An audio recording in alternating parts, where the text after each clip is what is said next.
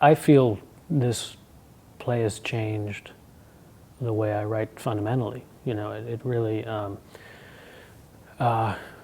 in some ways because it's a more engaged play with current events, with more recent history, to the degree in which it's maybe something of a political play. Those are all departures for me. To the degree in which it's a collaboration, it's a very collaborative play. I mean, Paul has yet to read or see the play.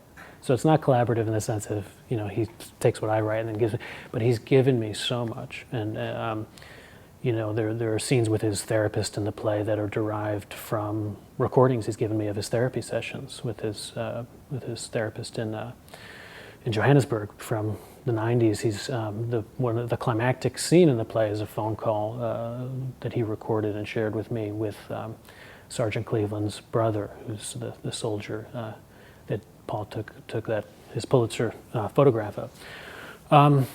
So that's very new for me too. I think in the past, like a lot of writers, writing was a kind of escape for me from reality in which I could control everything, you know, and it was a very private experience.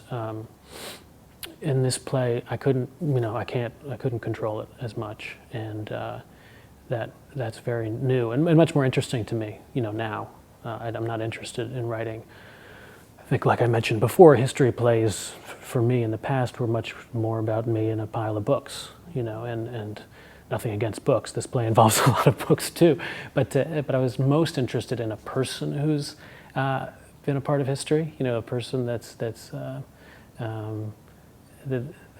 been in. I mean, I was fascinated by the fact that he took that picture. You know, he was right there.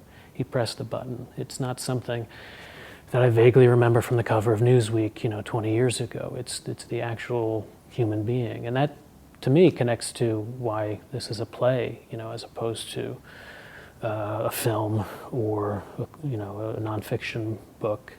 It's that very human, very intimate, very personal depiction of history.